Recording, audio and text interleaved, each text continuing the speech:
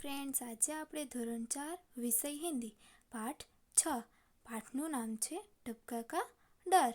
તેના વિશે આજે આપણે ભણીશું. તો ચાલો આપણે આ ટપકા કા ડર કહાની વિશે ભણીએ. बरसात का दिन था, चारों ओर पानी बरस रहा था. जंगल में बुढ़िया का घर भीग रहा था.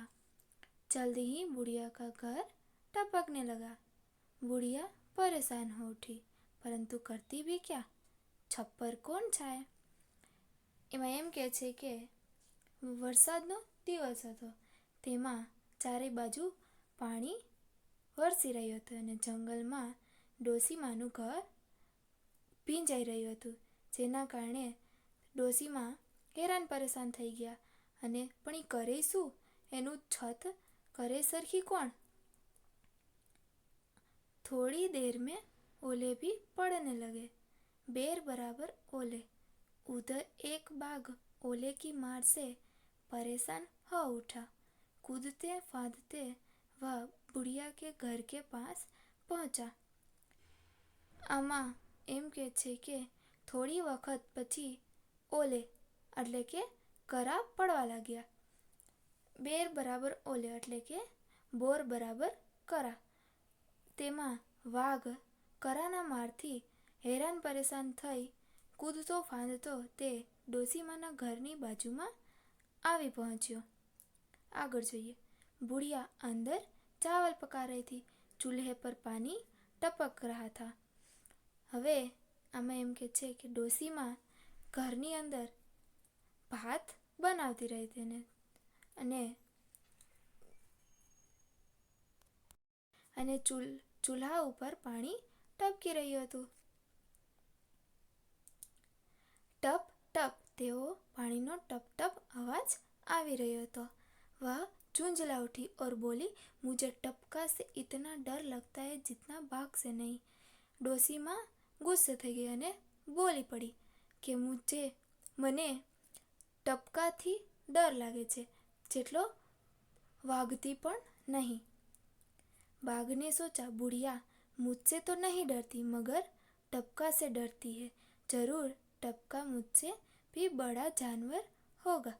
बस इतना सोचते ही बाघ घबराया, सिर पर पैर रखकर भाग गया. હવે ગુજરાતી. વાઘે વિચાર્યું કે ડોસીમાં મારાથી તો બીતા નથી પણ એ ટપકાથી બીવે છે. જરૂર એ ટપકા મોટું જાનવર હશે જે મારા કરતાં પણ મોટો હશે. એટલું વિચારી બસ એ તો ત્યાંથી ભાગી ગયો. હવે આપણે શબ્દાર્થ વિશે ભણીએ. પરેશાન એટલે કે હેરાન. છપ્પર એટલે છત. ઓલે એટલે કરા. બેર એટલે બોર. હવે આપણે મુહાવરે વિશે ભણીએ. ઝુંઝલા ઉઠના, ક્રોધિત હોના. એટલે આમાં એમ કહે છે કે જ્યારે આપણે કોઈના પર ગુસ્સે થઈએ તેને ક્રોધિત હોના હિન્દીમાં કહેવાય છે. સિર પર પેર રખકર ભાગના. તેનો અર્થ એમ થાય છે કે તેજ ગતિ સે ભાગના. એટલે કે આપણે કોઈનાથી બી જઈએ છીએ ત્યારે જ્યારે ભાગીએ છીએ તેને તેજ ગતિ સે ભાગના કહેવાય. તો ચાલો હવે આપણે પ્રશ્નોના જવાબ કરીએ. तुम्हारे गांव में कैसे कैसे घर है? हमारे गांव में मिट्टी, सीमेंट और झोपड़ी जैसे घर है.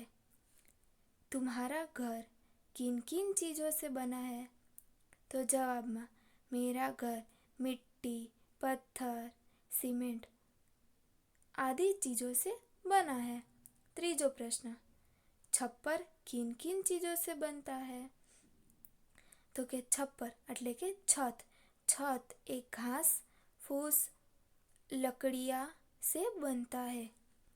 चौथो प्रश्न, बरसात के मौसम में क्या क्या होता है? तो के वरसादना मौसम में શું હોય છે?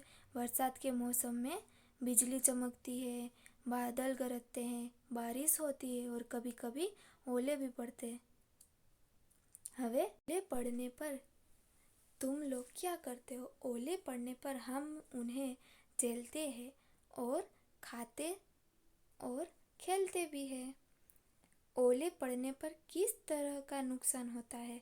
ओले पड़ने पर कच्चे घरों की छत को और फसलों को नुकसान होता है। तुमने कितने प्रकार के चूल्हे देखे? हमने तो कई प्रकार के चूल्हे देखे, जैसे कि मिट्टी का, लोहे का और गैस का चूल्हा देखा है। जंगल में बाघ के अलावा और कौन कौन से प्राणी होते हैं? जंगल में बाघ के अलावा खरगोश, लोमड़ी, भालू आदि प्राणी होते हैं।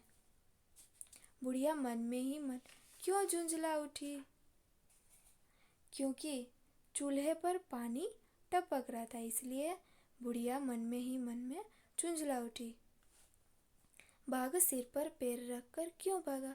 क्योंकि बुढ़िया ने कहा था कि मुझे टपका से डर लगता है लेकिन बाघ से नहीं, इसलिए बाघ सिर पर पैर रखकर ભાગ ગયા। અહીંયા આપણું આ કહાની પૂરું થાય છે। તો આપણે સ્વાધ્યાયના પ્રશ્નોના જવાબ પાકી બુકમાં એકવાર લખવા અને પાકા કરવા।